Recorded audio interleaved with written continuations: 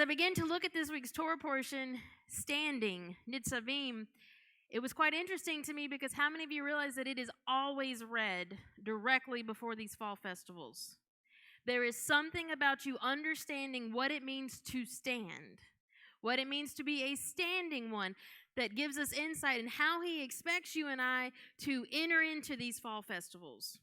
How many realize that the Messiah shares many parables about entering into something in the wrong manner? And if you enter in with the wrong garment or the wrong way, a lot of times that individual's cast out, aren't they? They're dealt with. So there's a proper way that he expects you and I to enter into these festivals. And I believe we can gain some insight from that regarding this Torah portion. It's titled Nitzavim, Standing, and it's taken from Deuteronomy chapter 29, verses 10 through chapter 30, verse 20. And as we said, it's read directly before Yom Teruah, the Feast of Trumpets, or Rosh Hashanah, as some call it. And it seems that as we begin to look at this Torah portion, it's quite interesting. It's just 2 chapters, super short. And it's this final speech of Moshe as he's preparing the generation that's going to enter the land and see the promises and the blessings finally realized in their life. How many of you believe that perhaps you're part of that generation that's finally going to see some things that Yahweh has in store for his people? You're going to see it. You're going to walk it out. This was an example. It was a pattern for that generation, but it's the generation at the end that's going to see the fulfillment of all of these things. And we find that as he's giving this final speech to this generation, the last few chapters begin to deal completely with them understanding what it means to walk in covenant. How many realize that Moshe tells them that he sets before them this day blessings and a curse, life and death. And he admonishes them, choose life. And we find that it seems as if when we begin to put this into perspective, this concept of Nitzavim, standing to enter into this covenant, and we overlay it with these fall festivals, I believe it's echoing the same thing. You can enter into this season 2 ways. You can enter in choosing blessings, choosing life, choosing to walk in covenant, or we can enter in the other aspect of this, the cursed aspect. And as you begin to look at this, you'll find this is literally what the feasts begin to reveal. There's always a blessed aspect and a cursed. And as we look at this, you'll find that this is what's actually happening, I believe, in the world today. You're beginning to see choices being made. You're beginning to see individuals taking a stand on 2 opposite ends. And this is how we're now entering into this season. And they will eat the fruit of the stand that they've made. And so as we look at this, we find that Moshe and Yahweh himself speaking through Moshe does not want his people ignorant of this. Because how many of you realize that we can be ignorant of the time, not have an understanding, and then find ourselves not prepared, not having the right garments, not having the right mindset, not understanding the times, and it will be very much to our detriment. And so we find, I believe that Moshe spends this time for the children of Israel to understand what time it is, how Yahweh expects them to stand, to enter in. And it seems as if that this Torah portion, Nitzavim, that there's a clue, there's some insight that can be gleaned regarding how you're to enter the fall festivals, how you're to enter the appointed times. If he's the king, we understand there's most likely a proper protocol. There's a proper way that I should respect and treat the king as he enters in order so that he would understand that I respect and honor him as king, and I'm not one that's opposed to his kingship. Amen. We find that these fall festivals take place during the 7th month on the Hebrew calendar. And when we look at that, immediately you have to understand the number 7 contains within it so much meaning. And so when we begin to talk about these festivals, they're stamped with the number 7 and everything that that number means. 7 is the number of covenant cutting. It's a time of completion, as well as a season of something being marked or sealed. Isn't it interesting that the 7th day is the Shabbat, and Yahweh makes it very clear, this is the mark. This is the sign between me and my people. Well, how many realize that a seal literally is meant to verify the contents of what's inside? If you've been marked, if you've been sealed by Yahweh, that means it's a proof, it's a stamp. It's showing that it's verifying what's inside. Inside this individual happens to be that the covenant's been etched within. And you're now sealed, you're marked with it. It's verifying what's inside hasn't been contaminated or tampered with. We find that the marker, the seal, becomes a direct result of whatever covenant has been entered into. And so when we begin to look at these fall festivals, all of this begins to play a part into whatever is happening in this season. A covenant's about to be cut. Individuals are about to be marked or sealed. There's a season of completion that's taking place.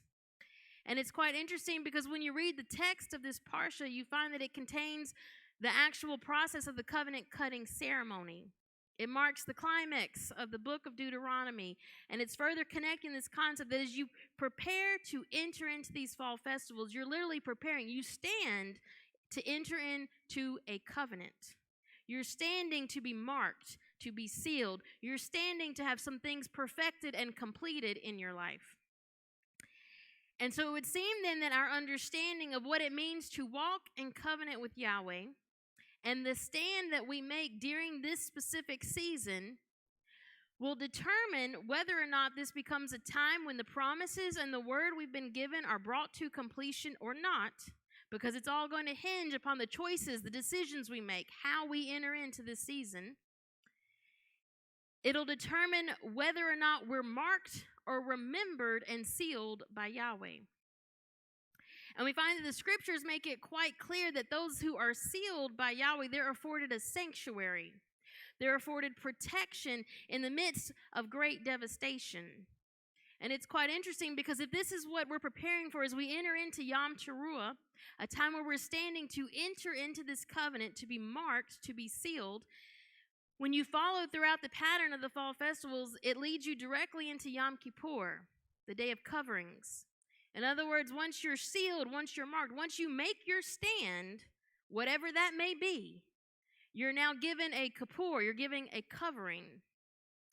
And when you wear the right kippur, when you wear the right covering, when you're clothed in the right garments, you gain access then to the sukkah, the hedge of protection. And we find this is the message of the fall feasts that's being relayed to Israel and to you and I. We're entering into the season where the choices that we make and the stand that we make is going to afford us a garment. This could be a garment that's white, a garment of righteousness, a garment where we can declare the bride has made herself ready, but it can also be another garment, the one that has all the spots and the wrinkles and all this stuff, depending on the stand we make. And then the garment we're wearing will determine whether or not we gain access to that place of protection, whether or not we're remembered, we're marked. And we find this is what he's relaying to the children of Israel. Why? Because I'm setting before you a blessing and a curse, life and death. Choose life. Choose to make this stand. Choose to walk in this. And then no matter what may be going on around you, in the midst of this great devastation, there's a place of protection. You're going to be remembered. You're going to be marked. You're going to be sealed. And so as we continue to look at this, we find that with the connections to the 7th month, you could literally call this season, it's the Shabbat month. And it's quite interesting because we understand this cycle. We see that the 7th day, it's the Shabbat. But how many realize that it's not just the 7th day, but you also see this same pattern in the years. The 7th year is the Shemitah year. It's the sabbatical year. Well, if it applies to the day and the years, is it a stretch to say that it also applies to this month? This being the 7th month, it's not a stretch to say it's literally the month of the Shabbat. It's the Shabbat month. And so with that, we need to understand, what does it mean that we're here on the Sabbath? What does it mean that this is a time of the Shabbat? Well, when you look at this term in the Hebrew, Sabbath, it's Strong's number 7676, and it stems from the root meaning to cease, to desist, to rest, to put an end to something. And it relates not only to ceasing from work in order to honor the Shabbat, but it can also be used outside of this concept to mean to put a stop to something, to remove it, to take away something. And so when we understand, okay, we're entering into the 7th month, and it's the Shabbat month, then it begins to reveal to us that this season then is the time not only of a joining, a time of a covenant being cut, two, being joined and becoming a Echad, but it's also a season of other things being put a stop to, being made to cease, being cut off. How many realize that every Shabbat, this is the pattern that we're setting? Every Shabbat, we're actually walking this concept out. Every Shabbat, we choose what we're going to covenant with, what we're going to join to, what's now going to be attached, good or bad. It's our decision, free will. You get to choose. And we also choose what's going to cease, what's going to be cut off, what's not going to continue in our life. And now we find when we enter into the 7th month festival, it's now amplified. At the 7th month, you're making a stand and you're choosing, what am I about to covenant with? What am I going to be joined to? What am I going to become a cod with in this season? And what am I going to choose to allow to be cut off, be done? This is no longer a part of my life. This is no longer going to be attached to my household. This is cut off. This is done. Amen? We find that this is the significance of the season we're in. And now you can begin to understand, my goodness, how significant it is and important that we understand the times, that we understand where we're at, because if not, we might accidentally become joined to something that we had no intention of being joined to because we didn't understand the time. Now let's look a little bit further and break down this word Shabbat. It's spelled Shin Beit Tav. The Shin Beit root means to return, to restore. Specifically, to return to a place where you've already been, to return to your natural or intended state. It's connected to the letter Tav, which as well means a seal, a mark. Once again, seeming to hint, this is the season where you're going to be sealed. This is the season that you're going to be marked. And it seems to hint towards the fact that those who are sealed or marked during this season by Yahweh are those that are going to experience a full restoration, a shuv. A full restoration of what Yahweh intends for his people to walk in and experience. When you've been marked by the Creator, when you've been marked by the King, how many do you realize that your blessings will not depend on what's happening in the world around you? It's quite interesting because Yom Teruah, the very first festival, it's literally a feast of war. It's a feast of the battle. So there can be a pitched battle going on around you, but if you've been sealed, if you've been marked, if you've been remembered by Yahweh, your blessings and your promises are not going to depend upon the fact that there's a pitched battle that may be happening around you. Amen? And so we find the clues we're given, though, of how to walk in this seems to be tied to this Torah portion, Nitzavim. How to properly enter into these fall festivals. How to stand to enter into this season of the covenant. We find the title itself is taken from the English word stand. And you see it there in Deuteronomy chapter 29, verse 10, where Moshe tells them, you stand this day, all of you, before Yahweh, your Elohim. And we find that he goes on to describe the different categories of who is standing, and that the purpose of this in verse 12 is that they should enter into covenant with Yahweh, into his oath, which he's making with them that day. And yet we have to keep in perspective that when we read this, not only is it speaking to that nation, to those group of individuals that are standing there about to enter into covenant, but it's directly connected to this season we're about to enter into. In other words, it's giving us insight into how we enter into the 7th month festivals. You enter standing before him. Let's look at this word stand. It's Strong's number 5324, Nitzav, and it means to stand, to take one's stand, to stand upright, be set over, or established, to be appointed or stationed. It's quite interesting, though, because it's not the common word for stand. That's amad. Nitzav carries with it a little bit different connotation.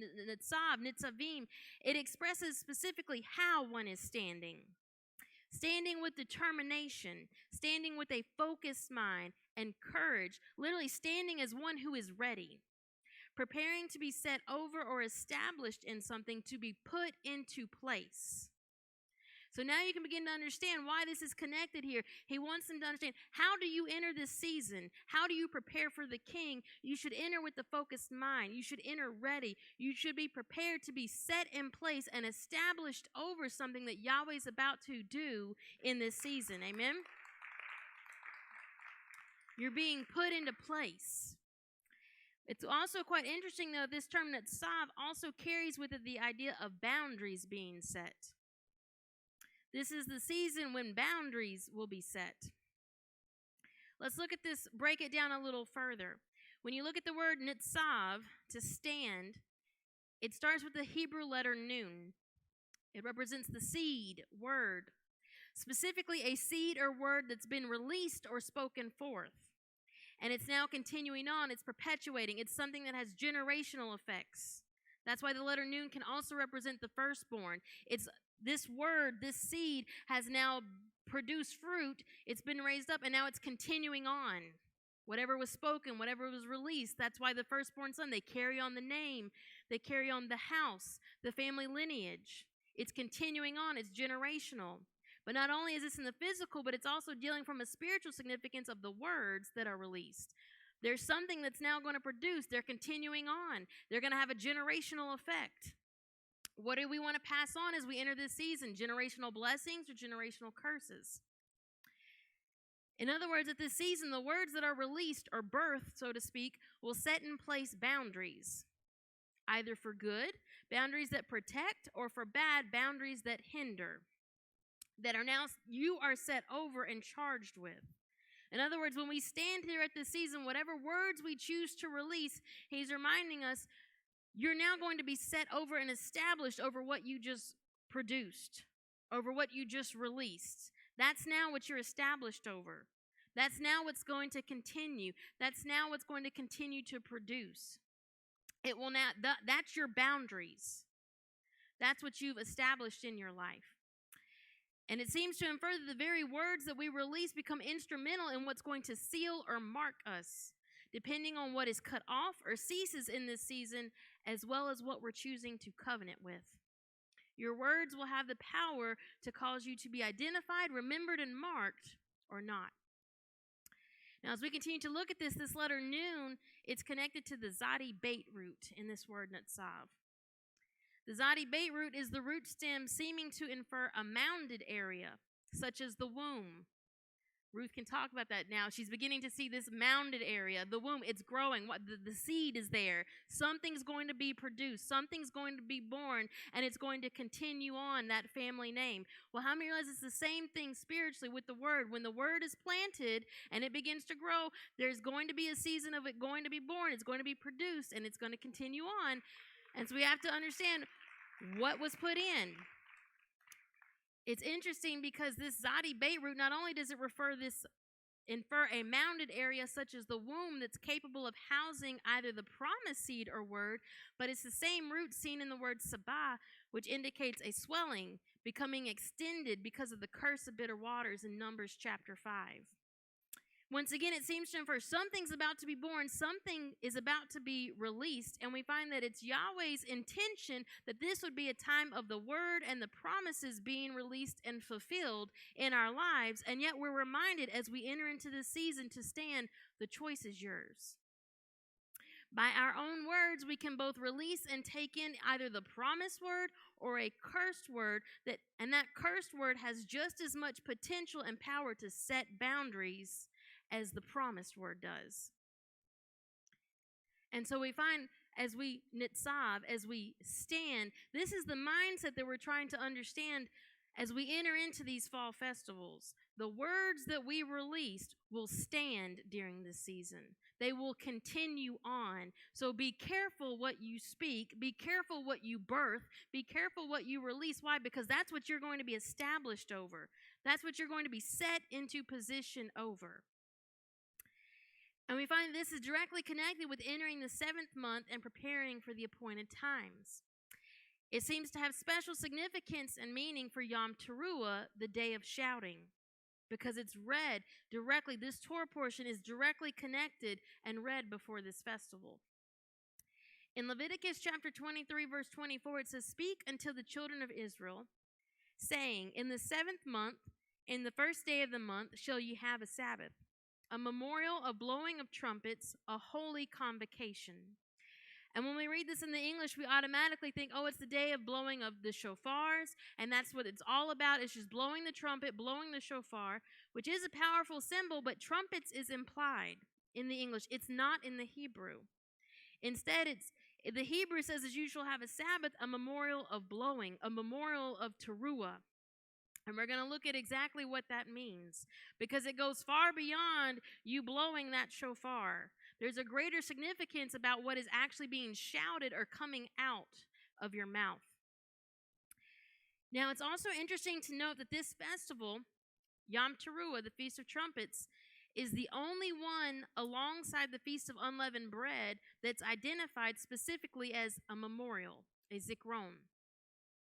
Unleavened bread is called a memorial in Exodus chapter 12, verse 14. Here in Leviticus 23, where you have the list of the festivals, only Yom Teruah, this day, is specifically identified and called out as a memorial. So we need to look at this word memorial, because it seems like, wait a minute, there's something different here with this one. All of these are significant. All of these are teaching us something. All of these feasts, there's a particular way we should be entering in. Yet with trumpets, he lets you know this is a memorial. It's a zikron. Strong's number 2146, it means memorial, reminder, remembrance. It comes from the root word zakar, and it means to remember, to recall, to call to mind. And it's also interesting, I didn't go fully this direction, but when me and Pastor David were talking about zakar, zakar also means to mark, but specifically, and it can also mean to be male, to be a man from the Hebrew, but specifically it's connected with being the marked man, one that's circumcised. In other words, once again, we see this connection between there's a covenant that's being entered into. Circumcision is a sign of the covenant, but at the same time you're joining to something, something else must be cut away. And this seems to be the message of this entire season. You're being presented with the choice. What are you going to choose to join to covenant with, to become one with, and what are you going to choose to cut away? And how many realize you can't have both? You can't serve two masters. You cannot choose to join in covenant with Yahweh, and yet I'm going to keep one foot over here and still be joined with my fleshly, carnal nature and the things that are going on in the world. I have to cut that off, and I have to be joined to this, or else you'll find you'll be covenanted over here in the world, and you'll, by your own decisions and declaration, will have cut off Yahweh's presence in your life. And we find this is the significance of this season. Now, it's interesting as we continue to look at this word zikron, memorial. When we talk about this, it means to remember, to recall to mind. And the basic meaning is you're remembering something that happened on this day. That's why it's a memorial. Throughout the scriptures are told to do different things. Set up this pillar as a memorial. Why? To remember that when you crossed over, this happened, you did this. With the Feast of Unleavened Bread, it's easy to understand. What's the memorial about? Well, we came out of Egypt. We ate unleavened bread for a week. We were delivered from slavery. That's what we're remembering, a big major event that took place.